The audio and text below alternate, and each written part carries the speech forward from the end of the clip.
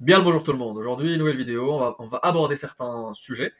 On va faire vite sur chacun des points parce que je ne veux pas faire une vidéo d'une heure, même si je voudrais. Du coup, que se passe-t-il en France? Quel est l'impact de la mauvaise gestion budgétaire déficitaire sur les obligations? Qu'est-ce qui se passe vite fait aux États-Unis et au Royaume-Uni? En gros, c'est les mêmes problèmes, les taux qui montent et les actions qui baissent. Qu'est-ce que fait le prix de l'or et le prix de l'argent? Que veut-il nous dire? Qu'est-ce que les tarifs douaniers rapportent comme conséquence? Surtout au niveau des pays des BRICS qui commencent à s'allier entre eux en représailles. L'indépendance de la Fed, toujours en relation avec l'or et l'argent. Alibaba, Nvidia, TSMC, ASML, on va parler de tout ça. Et surtout, à la fin, où investir dans cette tempête. Donc voilà tout le monde, on revient là, on revient là. Donc on revient là, on va parler de plein de trades sur Twitter. Le VIX augmente, donc ça c'est Eric Lewin, il passe souvent sur BFM TV, j'aime bien ce qu'il dit. Il dit parfois de la merde, mais il dit parfois des choses intéressantes. Donc le VIX, c'est l'indice de volatilité, il monte fortement. Donc pour vous expliquer, si vous avez fait de la physique ou de la mécanique, vous savez que les choses en équilibre, par exemple, prenez un pendule et vous le laissez là, bah, il est en position d'équilibre. Bah, il y a deux sortes de positions d'équilibre. Les positions d'équilibre stables et les positions d'équilibre instables. Donc le pendule, vous le touchez, il va commencer à onduler, bam, bam, bam, bam, et il va revenir à sa place. C'est une position d'équilibre stable. Par contre, vous prenez une bouteille, vous la mettez au bord de la table, vous la laissez, elle est en position d'équilibre. Comme ça, là. Mais si je la touche, elle va tomber, elle va pas revenir à sa place.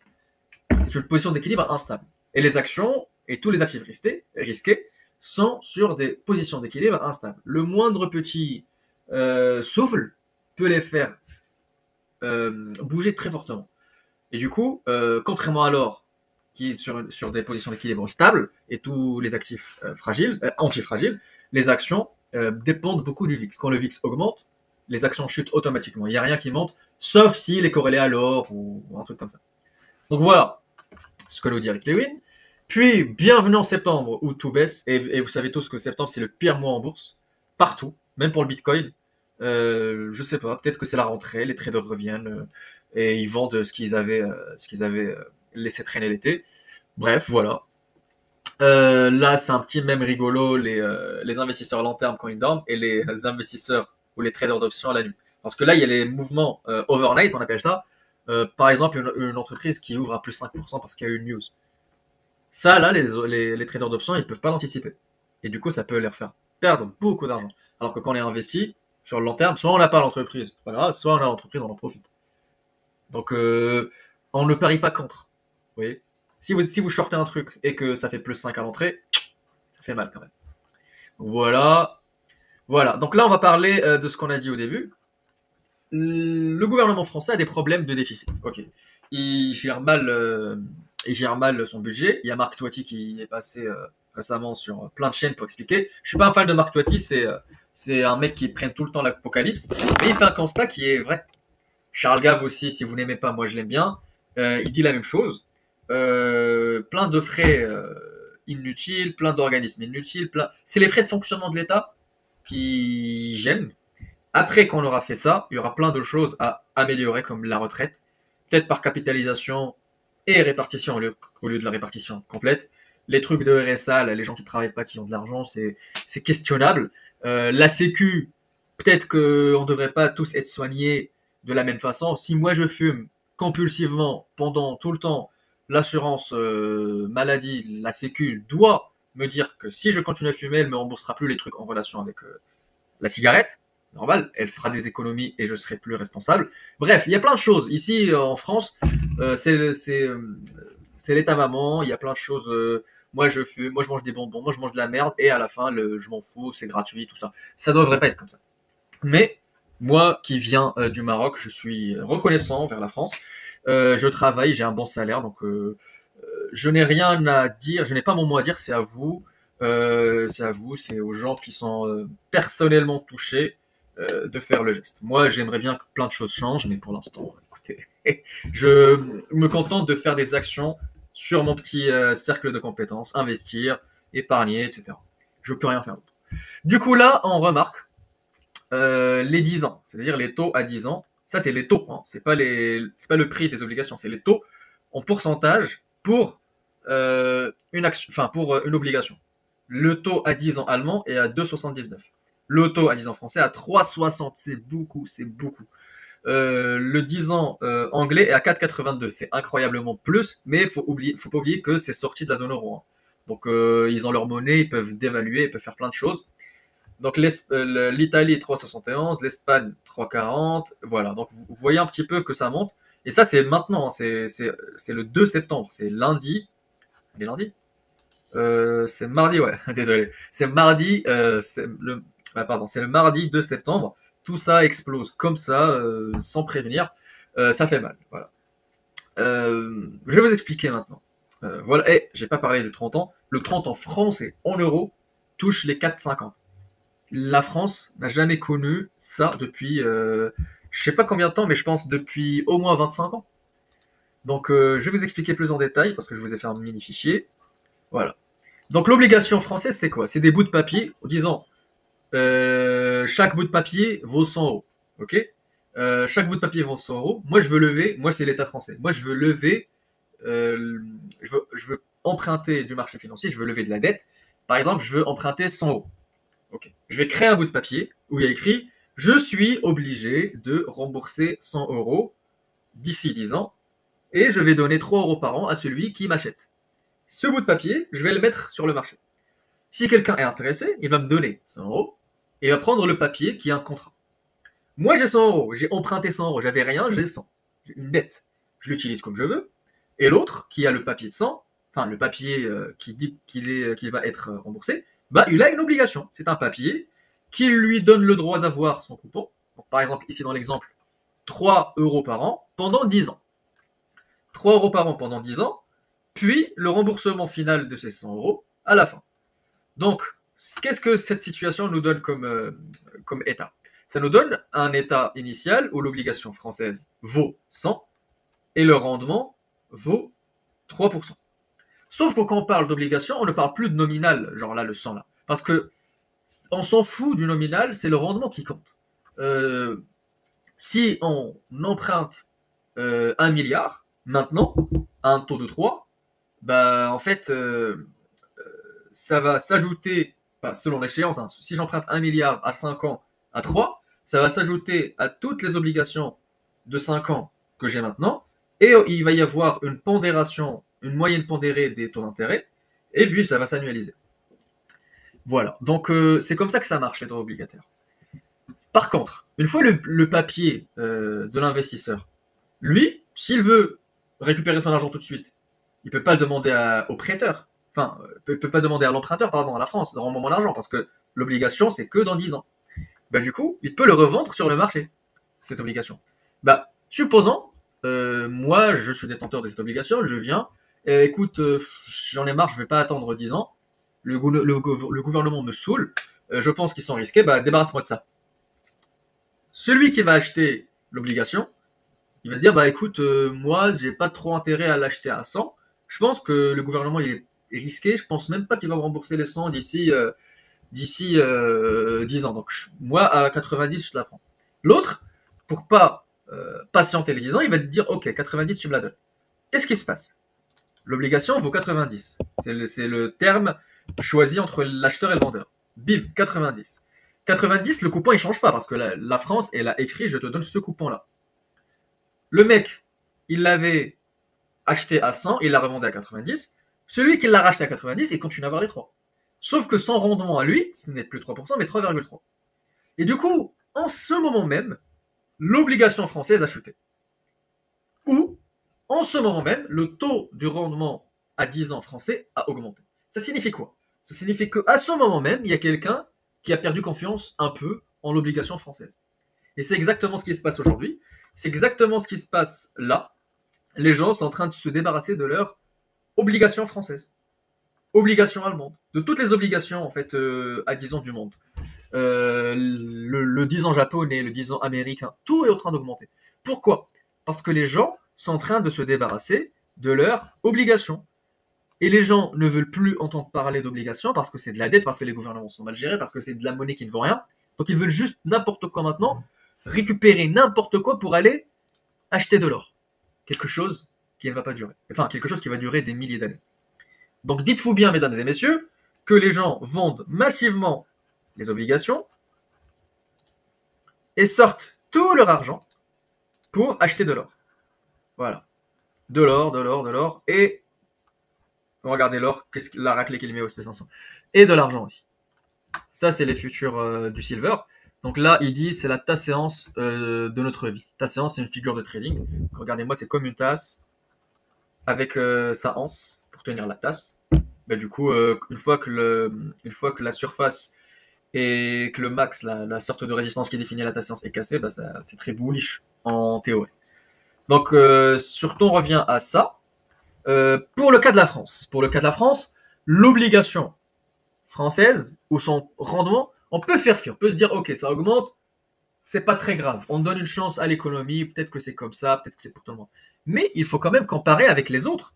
L'obligation allemande, si elle ne baisse, enfin déjà elle a un plus bas coupon dès le début, parce qu'elle n'est pas obligée de concurrencer les autres sur les taux, vu qu'elle est considérée comme beaucoup plus sûre.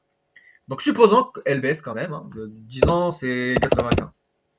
Son rendement augmente, il devient de 2,63.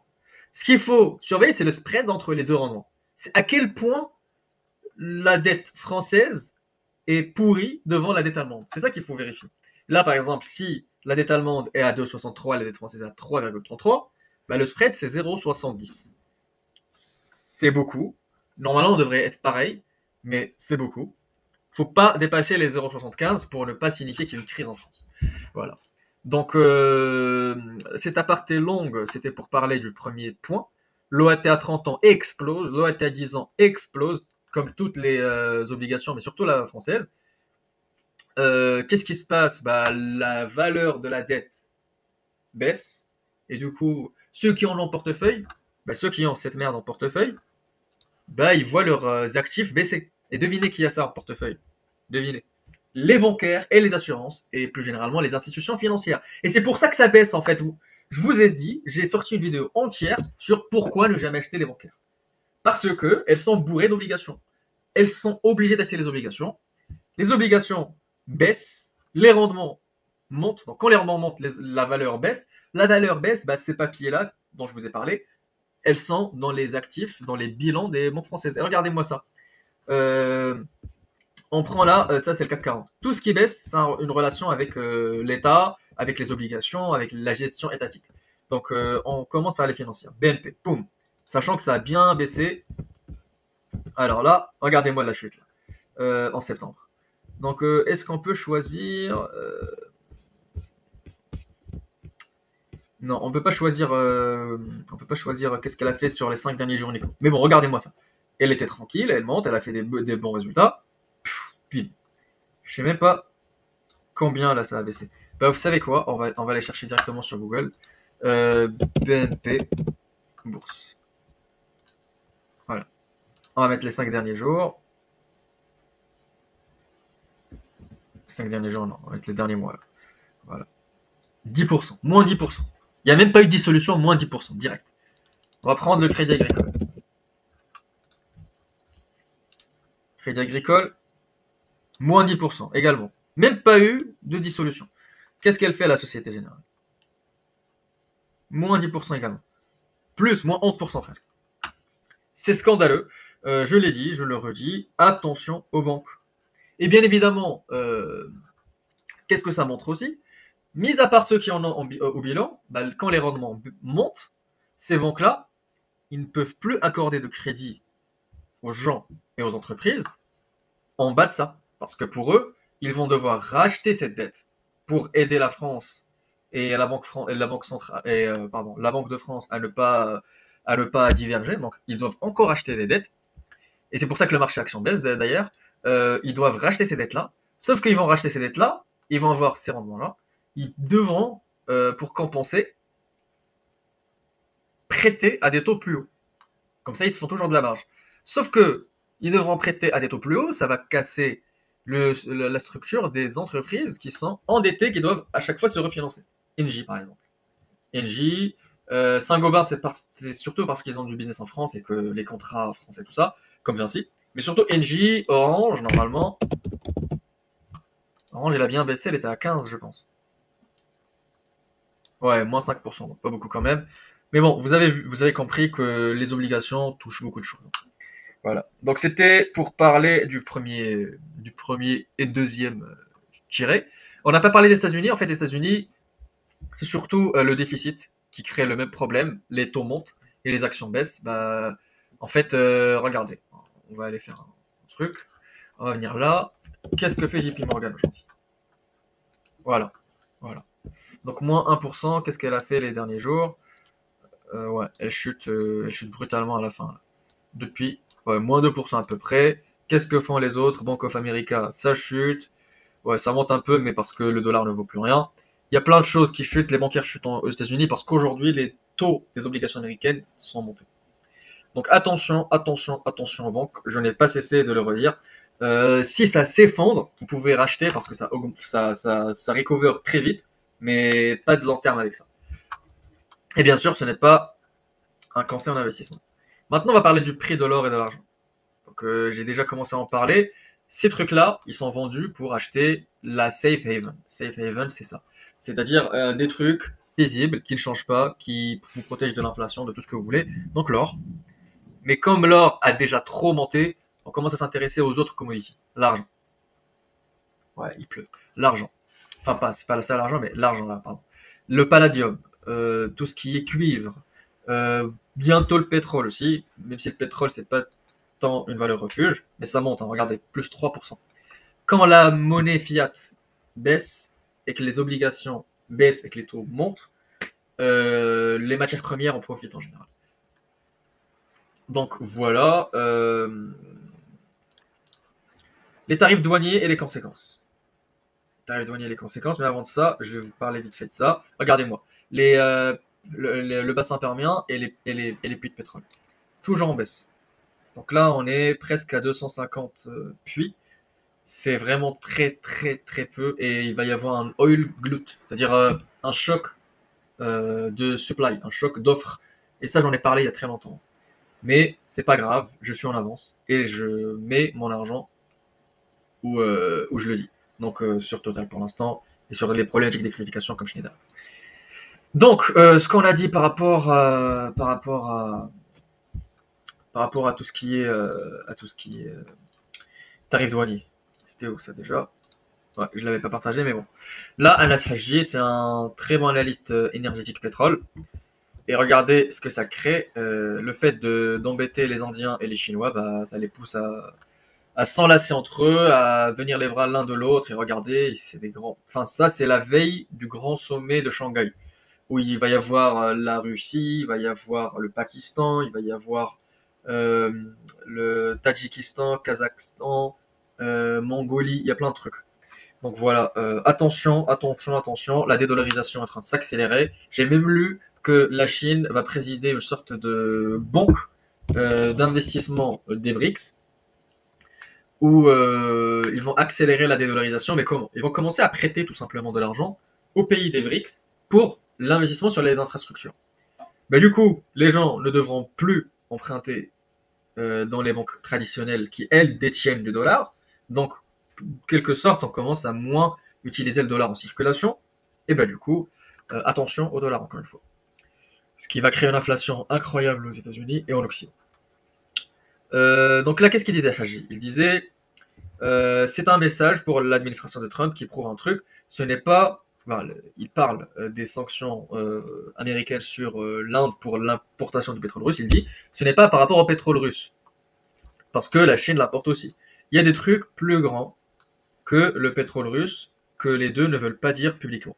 Et aujourd'hui, j'ai lu un truc, et lui aussi, il a un podcast et je l'ai écouté aujourd'hui. Il dit que peut-être que les États-Unis veulent provoquer un truc avec l'Inde pour pénétrer avec Israël le Pakistan et enlever l'arme nucléaire. Bref, ça c'est de la théorie du complot, hein, c'est pas des trucs sur lesquels je m'engage. Mais bon, donc on a parlé de ça, les tarifs douaniers, faites attention, les BRICS, l'axe Russie-Pékin-Delhi en train de s'accélérer. Charles Gave en a parlé il y a plusieurs mois, il avait raison. Il a toujours raison, mais avec beaucoup d'avance.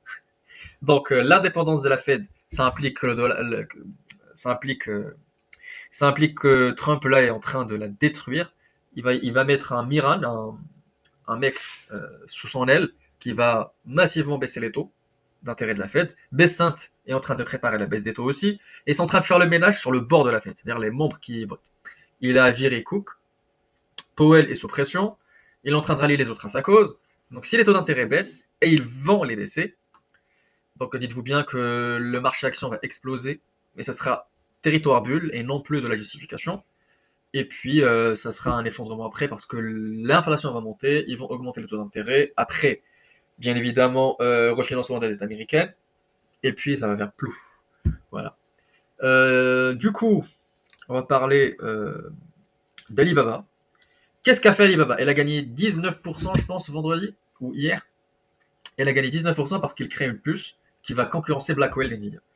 Et du coup, NVIDIA a baissé légèrement parce que pour l'instant, ils ne prennent pas au sérieux. Mais Alibaba, de leur côté, en Chine, est en train de faire n'importe quoi. Et surtout que les Chinois ont commencé à ne plus vouloir des puces NVIDIA et AMD après après le contrat avec le gouvernement américain où ils vont prendre 15% de leurs revenus.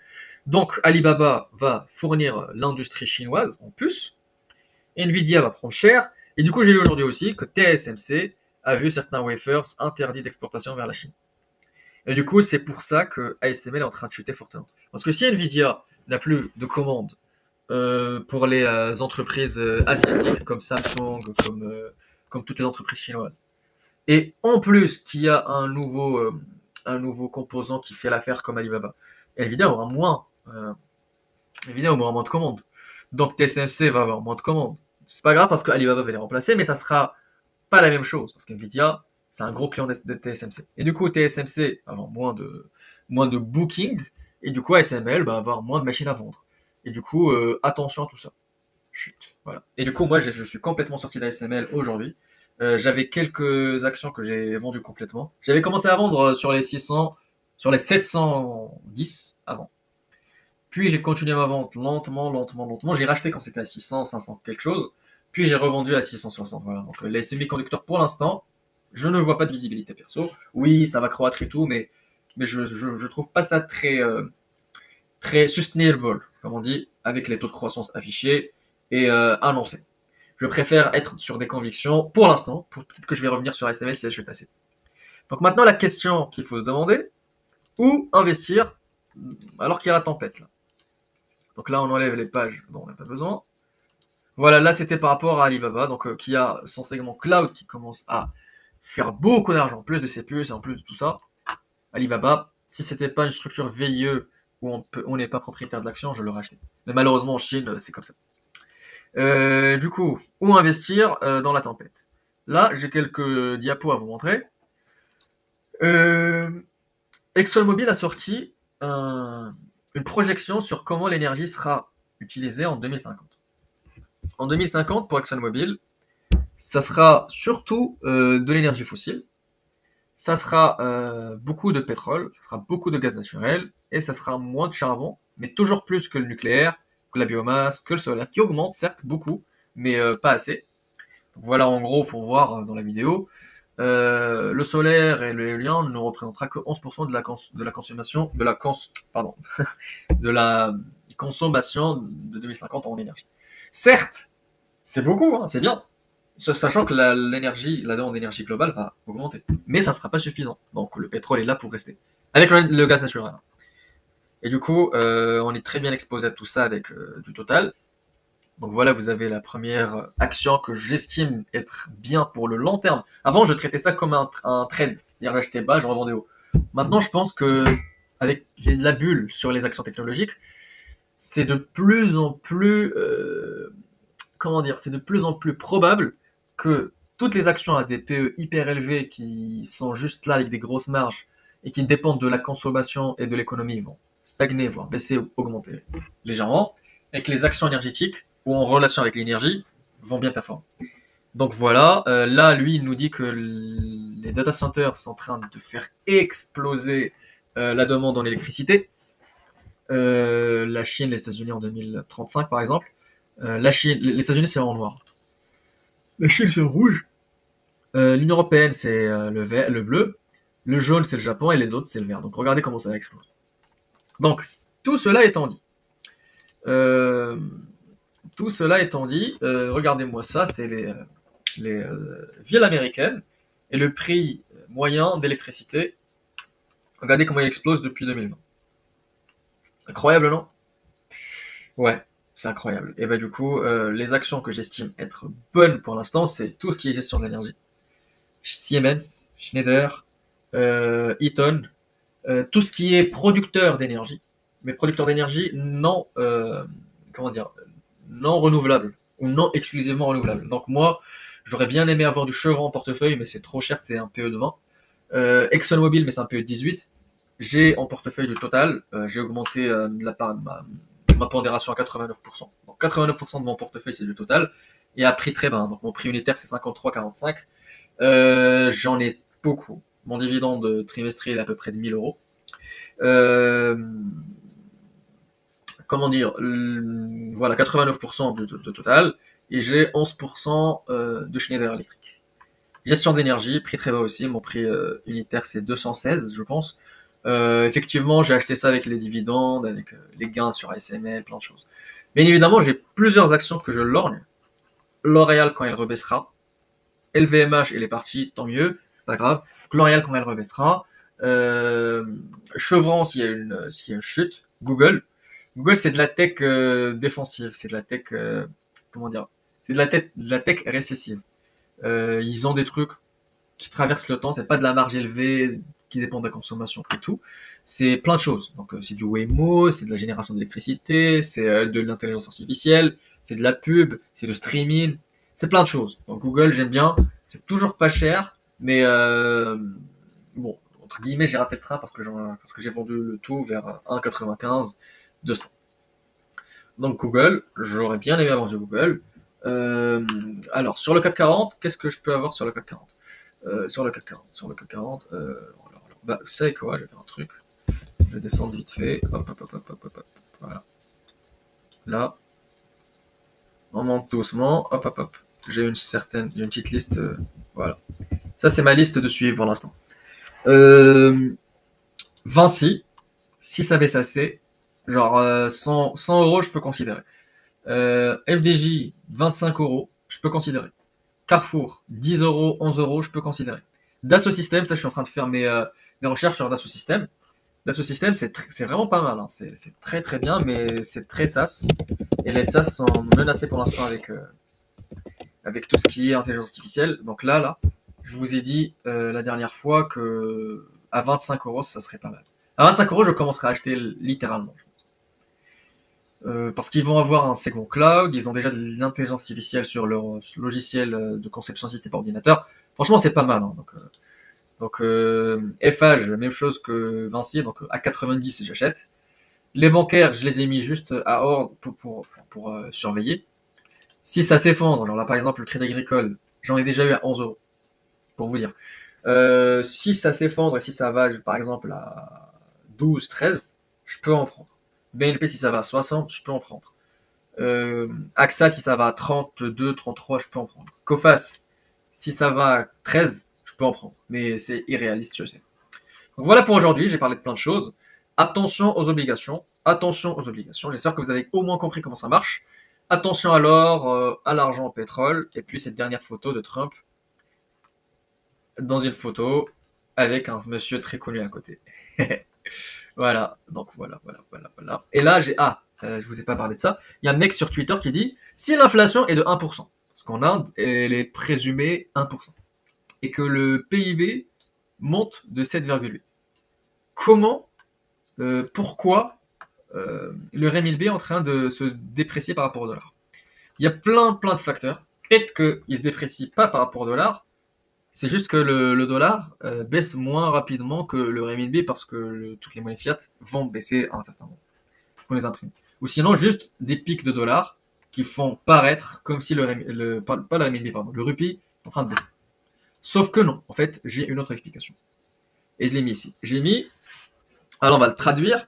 J'ai dit que l'impression monétaire ne signifie pas automatiquement l'inflation, sauf si la productivité est assez forte. Plus de roupies, mais plus d'acteurs économiques et plus de choses produites vendues, donc l'impression est diluée. Donc si on imprime plus de monnaie, mais qu'il y a plus d'acteurs économiques et qu'il y a plus de choses produites et vendues, l'impression à la fin de la journée, on ne la sent pas. c'est dilué. Et en fait, c'est pour ça qu'on baisse les taux d'intérêt.